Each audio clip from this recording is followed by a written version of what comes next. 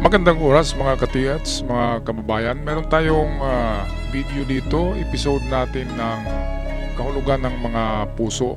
Ito yung mga hugis, puso na mga marker ginagamit sa Yamashita Treasures. Well, napaka-complex, mahirap pa patunayan ng heart-shaped marker na mga legit dahil marami nito sa nature. Sa kalikasan ay marami talagang bato na hugis puso. Kahit magkukay tayo ay maraming hugis puso. Pero mamaya sasabihin ko sa inyo ang mga sikreto ng totoong mga hugis puso na marker. Okay, so eto, patuloy tayo atin basahin ang kahulugan ng puso. Okay, so heart-shaped rocks and heart treasure signs. So dalawang magkaiba ito. Ang heart-shaped rocks, ayun yung big boulder, mga malalaking bato na kinurting puso. Meron ako niya na encounter sa bundok eh. Tingnan ko kung makita ko yung picture. Napakalaking hugis puso na bato. At ang area ay recovered na early 80s yata. Kasi naggalaw na yung bato na hugis puso. There are many different heart-shaped signs which are used to signify that the treasure is either buried near, under, or slightly away from the heart sign. A heart sign means rich home, mayaman na bahay.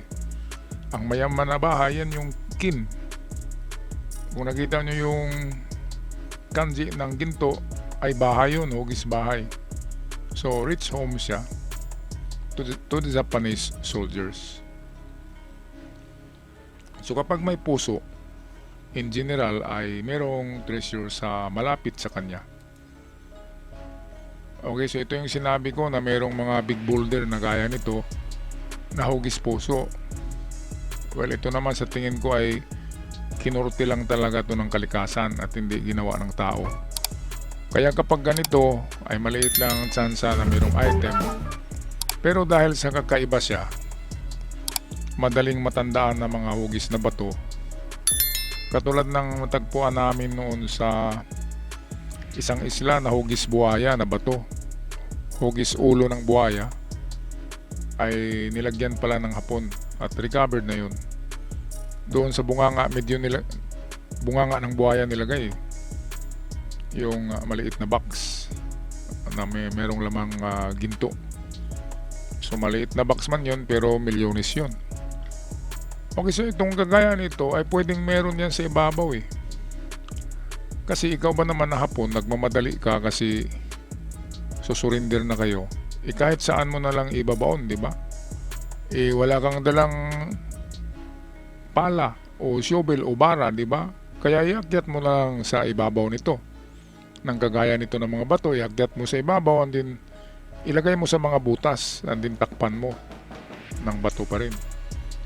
Kaya itong mga ganito na parang mga mushroom, sa mga hugis mushroom na mga bato na ganito, ay pwedeng merong sa ibabaw, merong nakakuha niyan.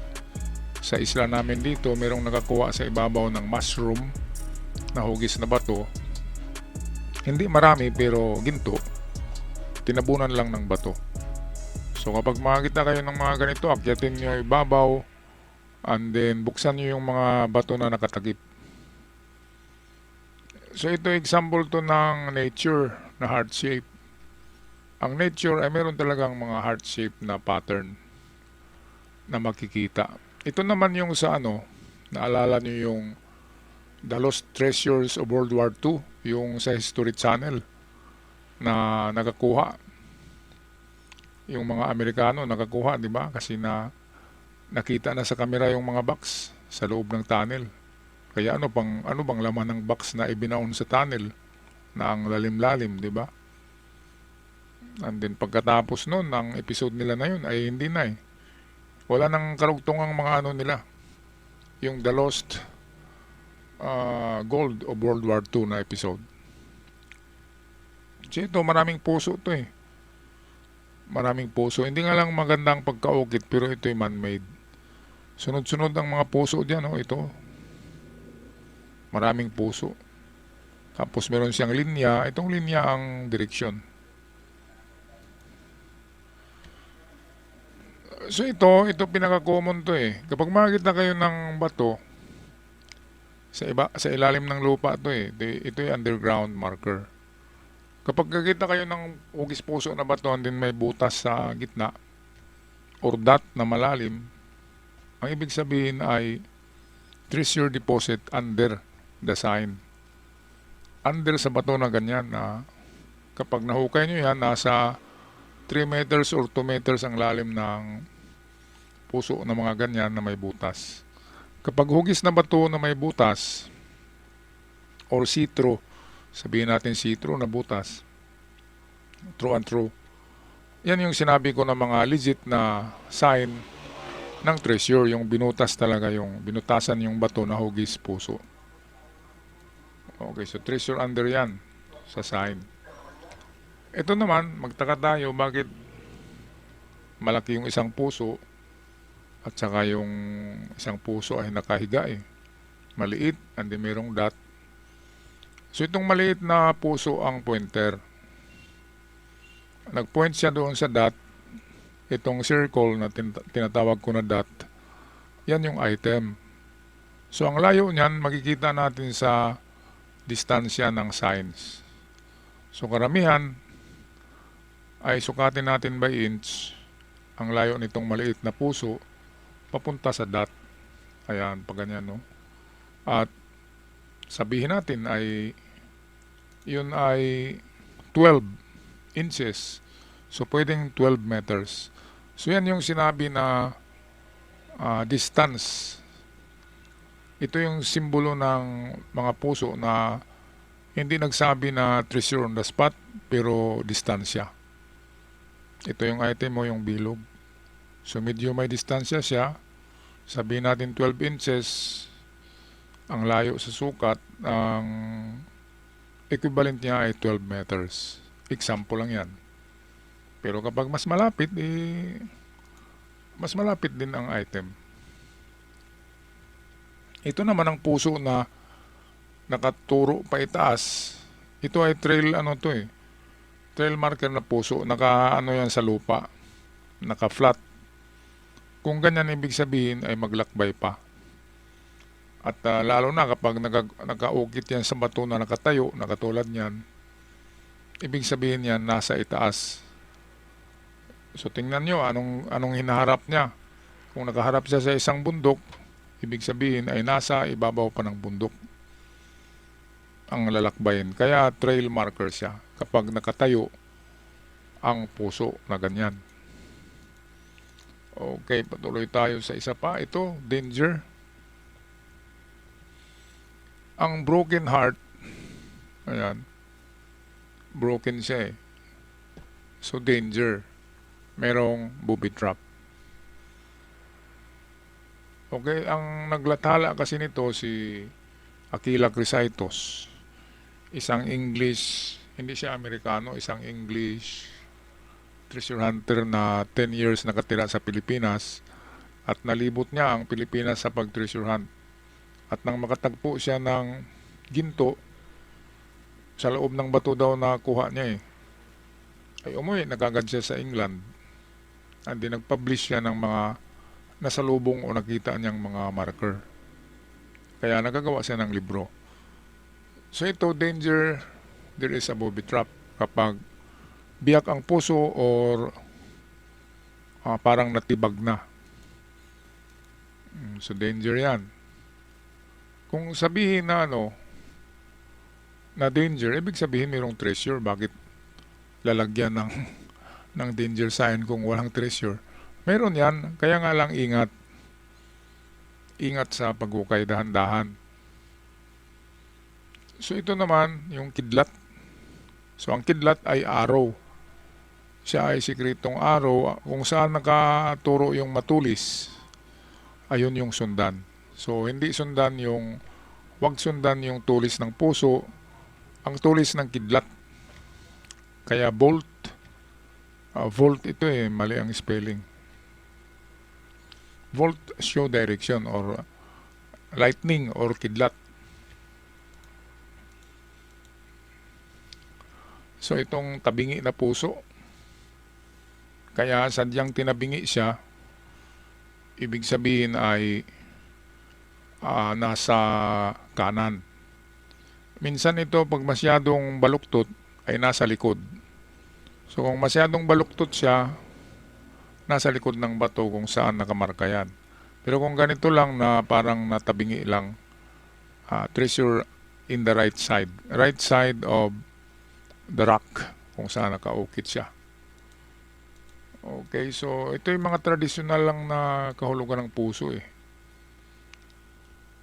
Pero hindi lahat ng puso ay ganito ang kahulugan dito sa sinabi ko. Pero ang klaro niyan, kapag puso na legit, ang item ay nasa malapit lang.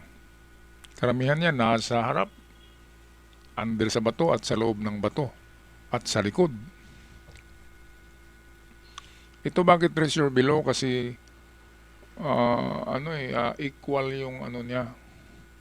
Balanse yung pagkaukit ng puso. Nakaukit ng puso sa bato. So balanse siya. So ibig sabihin under talaga. Under. Pero kapag wala kayong para sigurado, dito muna kayo sa harap maghukay.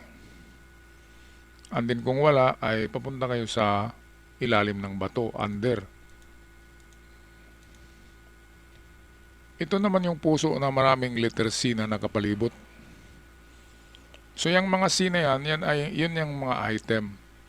So ilang letter C bang nandyan? 4. So merong 4 na small deposit or small stash na nakapalibot sa bato kung saan nakamarka ang puso. So ito nakita ito ni Aquila Crisaitos Kaya nirecord niya, gumawa siya ng mga drawings. Pero pagdating niya, wala na. Recovered na rin. Kasi 1945 ang pagtapos ng gera, liberation. So after 6 years, bumalik daw si Prince Takeda sa Pilipinas, yung cousin ni Emperor ng Japan, si Prince Takeda, ay meron daw yan ni-recover na 3 Emperor site. Kaya yung sinabi na 175 sites, 3 doon ay nakuha ni Prince Takeda, karamihan doon ay nakuha ni General Douglas MacArthur dahil tinorture nila si Yamashita And then pinakanta kung saan nakabaon yung mga item. Kaya hindi totoo na meron pang 170. Siguro na lang ang natira. Sabihin natin 100 kasi marami nang naka-hits Sabihin natin meron pang 100 treasure site na hindi nagalaw na Emperor treasure site. So ito, kaya nasabi na treasure at right dahil meron nga siyang guhit sa kanan. Parang arrow na rin siya. Pero dahil sa parang kanal siya, ibig sabihin yan ay ang treasure ay nasa bandang kanan ng bato. Pwedeng nasa loob ng bato, bandang kanan. Kasi parang papasok sa loob ang sign Ayan, so right side of the rock or right side sa loob ng bato ang item. Okay, so ito lang yung ating partial na kahulugan ng mga puso.